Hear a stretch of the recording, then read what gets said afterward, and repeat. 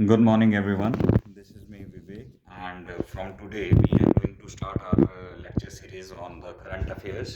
जो current affairs है वो आपको मैं एक कंसोलिडेटेड तरीके से दूंगा और आपको टू द पॉइंट चीज़ें मिलेगी, कोई भी टाइम वेस्ट नहीं रहेगा, कोई भी यूजलेस इन्फॉर्मेशन नहीं रहेगी। बहुत ही शॉर्ट एंड क्रिस्प वीडियोस में 8 से 10 मिनट की वीडियोस में आपको पूरा जो सिनारियो है वो एक्सप्लेन किया जाएगा और लास्ट में आपको एक माइंड मैप्स के थ्रू भी बताया जाएगा कि कैसे उसी डाटा को हमने आगे प्रोसेस करना है, ताकि वो आपके पास एक रिवीजन के लिए भी अच्छे से रहे और आप प्रोड्यूस भी कर पाओ अपने एग्ज़ाम्स में। तो स्टार्ट करते हैं यहाँ से। इंडियाज़ कार्बन न्यूट्रलिटी स्ट्रेटजी, ये हमारा टॉपिक पहला रहेगा। कार्बन न्यूट्रलिटी का मतलब क्या होता है, सबसे पहले हमें वो देखना है। कार्बन न्यूट्रलिटी का मतलब होता है कि जितना कार्बन हम एमिट कर रहे हैं एनवायरनमेंट में एंथ्रोपोजेनिक एक्टिविटीज़ के थ्रू, एंथ्रोपोजेनिक का मतलब होता है ह्यूमन एक्टिविटीज़, जितना हम एनवायरनमेंट में उस कार्बन को एमिट कर रहे हैं उतना ही कार्बन हमारा बैलेंस हो जाए। किस तरह से? जो हमारा एनवायरनमेंट उसे सोक करेगा, एब्जॉर्ब करेगा, कार्बन सिंक की तरह बिहेव करेगा। ठीक है, तो उस बैलेंस को कहते हैं कार्बन न्यूट्रलिटी। इसी कार्बन न्यूट्रलिटी के लिए एक और वर्ड यूज़ होता है, उसका नाम है आपका नेट ज़ीरो एमिशंस, कहते हैं उसे, नेट ज़ीरो टारगेट। तो नेट ज़ीरो एमिशंस का मतलब ये नहीं होता है कि आप कार्बन एमिशंस को ज़ीरो कर दें। नेट ज़ीरो एमिशंस का मतलब होता है कि आप अपना जो कार्बन है, एमिशन है, उसको आप जितना एमिट कर रहे हैं उतना ही वो एब्जॉर्ब हो रहा है एनवायरनमेंट से कि नहीं, तो उसे कहते हैं आप नेट ज़ीरो एमिशंस या फिर कार्बन न्यूट्रलिटी। तो सबसे पहले इस टॉपिक के बारे में हम थोड़ा बैकग्राउंड के बारे में जान लेते हैं। हिस्टोरिकल बैकग्राउंड क्या रहा है हमारा क्लाइमेट से रिलेटेड। 1972 जो पहला ईयर हमारे पास आता है, 1972 में स्टॉकहोम कॉन्फ्रेंस होती है। वहाँ पर हमारे क्लाइमेट चेंज और क्लाइमेट जस्टिस के बारे में पहली बार बात की जाती है। क्लाइमेट चेंज और क्लाइमेट जस्टिस के बारे में बात की जाती है, स्टॉकहोम कॉन्फ्रेंस 1972। दूसरी जो इम्पॉर्टेंट डेट हमारे पास आती है वो आती है 1987। 1987 में ब्रंटलैंड कमीशन होती है और उस ब्रंटलैंड कमीशन में पहली बार वर्ड यूज़ होता है सस्टेनेबल डेवलपमेंट, 1987। डेट्स को याद रखिए आप और डेट्स को नोट कर सकते हैं आप। तो इसमें क्या होता है कि सस्टेनेबल डेवलपमेंट का क्या मतलब होता है?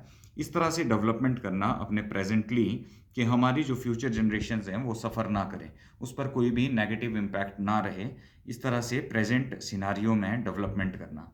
ठीक है, तो तीसरी डेट जो हमारे पास आती है 1992, अर्थ समिट होता है हमारा 1992 में। अर्थ समिट होता है कहाँ पर? रियो दे जेनेरियो में। रियो दे जेनेरियो में हमारे पास अर्थ समिट होता है। तो अर्थ समिट होता है 1992 में। रियो दे जेनेरियो कहाँ है? आपके ब्राज़ील में। तो अर्थ समिट में क्या होता है? Earth summit of 1992 set up the architecture for international climate change agreement. Climate change agreement जो होता है 1992 में, उसके लिए एक आर्किटेक्चर सेटअप करता है। इसी पर बेस्ड क्या होता है? अर्थ समिट पर ही बेस्ड होता है UNFCCC भी 1992 में ही होता है, और United Nations framework convention on climate change ये होता है आपके 1992 में। UNFCCC की मीटिंग में क्या डिसाइड होता है कि भाई जो आपकी डेवलप्ड और डेवलपिंग कंट्रीज़ हैं वो हर साल मिलेंगी। They are going to meet every year on the regular basis. तो इस जो रेगुलर बेसिस पर जो मीटिंग होगी हर साल, उसे कहा गया है कॉन्फ्रेंस ऑफ पार्टीज, जिसे आप कॉप के नाम से भी जानते हैं। और ये कॉप वर्ड बड़ा यूज़ होता है हमारे नॉर्मली, अगर आप न्यूज़ में सुनेंगे तो ये कॉन्फ्रेंस ऑफ पार्टीज वहाँ से आया है, UNFCCC से। UNFCCC कहाँ से आया? अर्थ समिट से। 1992 की ही बात है ये, कि 1992 में अर्थ समिट हुआ और UNFCCC भी 1992 में हुआ। और यहाँ पर डिसाइड किया गया कि भाई कंट्रीज़ हर साल मीट करेंगी, तो उसे कहा गया कॉन्फ्रेंस ऑफ पार्टीज़। UNFCCC में जो आपकी मीटिंग पॉइंट्स होते हैं, ये कौन डिसाइड करता है कि कौन से पॉइंट्स पर मीटिंग होगी? वो होता है IPCC, inter governmental panel on climate change. Inter governmental panel on climate change ये डिसाइड करते हैं कि भाई जो आपकी मीटिंग्स है, कॉप की जो मीटिंग्स है, UNFCCC की जो मीटिंग्स है, वो कौन से पॉइंट्स पर होगी और मतलब कौन से पॉइंट्स उसमें मैटर करेंगे। तो IPCC हो गया, inter governmental panel on climate change. IPCC का जो हेडक्वार्टर है वो आपके जेनेवा में, स्विट्ज़रलैंड में, और ये एस्टेब्लिश हुआ है 1988 में। ठीक है। आईपीसीसी की दो टाइप्स की रिपोर्ट्स है, एक असेसमेंट रिपोर्ट आती है, एक आपके पास स्पेशल रिपोर्ट आती है। स्पेशल रिपोर्ट के अंडर फिर हमारे पास तीन तरह की रिपोर्ट्स आती है, report on global warming, report on climate change and land, and the third one is your report on ocean and cryosphere. ठीक है, जो सबसे पहली हमारे पास रिपोर्ट है रिपोर्ट ऑन ग्लोबल वार्मिंग। तो report on global warming according to IPCC report, if the anthropogenic emission of carbon is not going to control, the average temperature of earth will increase by at least 1.5 degrees Celsius by the year 2100 and the base year is pre-industrialization era। ये क्या कहती है, ये IPCC जो report है, report on global warming, ये कहती है कि अगर आपकी जो एंथ्रोपोजेनिक एक्टिविटीज़ है, जो ह्यूमन एक्टिविटीज़ है, अगर उस पर कंट्रोल नहीं लाया गया तो जो कार्बन एमिशन है उसकी वजह से 2100 ईयर जब हमारे पास क्रॉस होगा, जब हम पहुंचेंगे 2100 ईयर पर, अभी हम 2023 में चले हैं, 2100 जब आ जाएगा तो एवरेज अर्थ टेम्परेचर जो है वो 1.5 डिग्री से इंक्रीज हो जाएगा। ठीक है, और वो काफ़ी ज़्यादा डिस्ट्रक्टिव रहेगा। और जो बेस ईयर लिया गया है वो लिया गया pre industrialization era. Pre industrialization era का मतलब है 1850 से पहले का टाइम। ठीक है, अब इसमें आपके पास जो आगे आएगा, ये हमारे पास पहली रिपोर्ट थी। ठीक है, इसने ये कह दिया है कि जो एंथ्रोपोजेनिक एक्टिविटीज़ है अगर उन पर कंट्रोल नहीं आया, कार्बन एमिशन पर कंट्रोल नहीं आया, तो जो हमारा एवरेज अर्थ टेम्परेचर है वो 1.5 डिग्री सेल्सियस से इंक्रीज़ हो जाएगा। कब तक? 2100 जब हम पहुंच जाएंगे। ठीक है जी। तो according to IPCC global warming report, the anthropogenic activity is creating massive climate risk, the economic, political and social risk. It need to be controlled, and by the year 2100 the average earth temperature should not go beyond 1.5 degree Celsius. वही बात है। दूसरी report है IPCC climate change and land report. As per this report, land resources are getting polluted and indiscriminate usage of chemicals, fertilizers is impacting the soil fertility as well। ये कह रहा है कि इसी जो ये दूसरी रिपोर्ट है climate change and land report, ये क्या कह रहा है कि land resources are getting polluted, है ना, इनडिस्क्रिमिनेट यूसेज ऑफ जो आपका केमिकल फर्टिलाइजर जो भी इंडस्ट्री से बाहर आ रहा है वो आपका क्या कर रहा है, सॉइल फर्टिलिटी को इफेक्ट कर रहे हैं और आपके लैंड रिसोर्सेज भी आपके पॉल्यूटेड हो रहे हैं। ठीक है, और IPCC report on ocean and cryosphere जो तीसरी रिपोर्ट है, सबसे पहले आपको ये पता होना चाहिए क्रायोस्फीयर क्या होता है। क्रायोस्फीयर, पर्माफ्रॉस्ट, ये एक ही चीज़ होती है। जो वाटर है आपका जो सॉलिड फॉर्म में, ग्लेशियर्स वगैरह जो भी हैं आपके ये सॉलिड फॉर्म में है, उसे कहते हैं आप cryosphere. Because of green house gas emission the cryospheres of the world are losing their identity and the flora and fauna associated with this reason.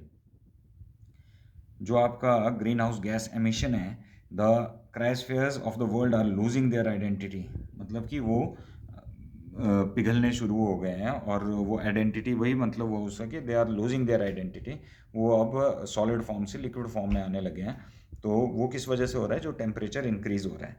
ठीक है, कि ओशन और क्रायोस्फीयर पर ये इफेक्ट है। On the basis of these three reports the COP26 Glasgow meeting इसी पर based हुई थी। आपकी COP26 आपके 2021 में हुआ था और आपके COP27 आपके 2022 में हुआ था और आपके COP28 आपके इस साल होना है 2023 में। ये आपके COP26 आपका स्कॉटलैंड में हुआ था, ग्लासगो में। COP27 आपके शर्म एल शेख इजिप्ट में हुआ था और जो आपका COP28 है वो आपका होना है कहाँ? वो होना है आपका UAE दुबई में। ठीक है, anthropogenic activity and the unscrupulous industrial activities is killing our oceans, our cryosphere, our land, our atmosphere. We need to control it। यही बात ये कह रहे हैं कि भाई जो आपके अनस्क्रूपलेस का मतलब क्या होता है कि जिसकी कोई भी अकाउंटेबिलिटी नहीं है। ऐसी इंडस्ट्रियल एक्टिविटीज़ जो किसी को भी मतलब कि जिसकी कोई अकाउंटेबिलिटी नहीं है, जो जिसकी कोई पूछताछ ही नहीं कर रहा है और जो किसी चीज़ के लिए रिस्पॉन्सिबल नहीं है, तो ऐसी एक्टिविटीज़ जो भी हो रही हैं वो आपके ओशंस को, क्रायोस्फीयर को, आपकी लैंड को, आपके एटमॉस्फेयर को पॉल्यूट कर रही हैं और we need to control it. अब इस वीडियो को हम यहीं पर रैप अप करते हैं और आपको नेक्स्ट वीडियो में मिलेंगे हम। Next video is going to be about the different types of COPs, जो भी आपके पास इंपॉर्टेंट कॉन्फ्रेंस ऑफ पार्टीज़ हुई हैं। और कॉन्फ्रेंस ऑफ पार्टीज़ का वही मतलब है कि जो हर साल हमारी कंट्रीज़ ने मिलती हैं और वहाँ पर अपना टारगेट डिसाइड करती हैं कि भाई क्या हमें आगे के लिए क्या स्ट्रेटजी फॉलो करनी है। और आप लोगों को इसके साथ ही मैं ये बता देता हूँ कि जो आपका इंडिया है वो एनर्जी डेफिसिट कंट्री है। एनर्जी डेफिसिट का मतलब है जो आपका 85% of the resources, energy resources है, वो हम इंपोर्ट करते हैं बाहर की कंट्री से। कौन सी? जैसे सऊदी अरेबिया, कुवैत, यूएसए, ऐसी कंट्री से हम अपने एनर्जी रिसोर्सेज को इंपोर्ट करते हैं। तो एनर्जी डेफिसिट कंट्री है एक इंडिया। और जो आपका यहाँ की पॉपुलेशन है वो आपकी वन जो आपका इंडिया और चाइना की पॉपुलेशन है 1/3 ऑफ द टोटल पॉपुलेशन है आपकी वर्ल्ड की। ठीक है, ये भी आपको पता होना चाहिए। 1/3 पॉपुलेशन तक आ जाती है आपकी इन दोनों कंट्रीज़ की मिलाकर। और आपको अब नेक्स्ट वीडियो में मिलते हैं और उसमें हम डिस्कस करेंगे। We will discuss on the different types of cops and some of the important landmark judgments of those cops. So we are going to meet in the next video. तब तक bye bye.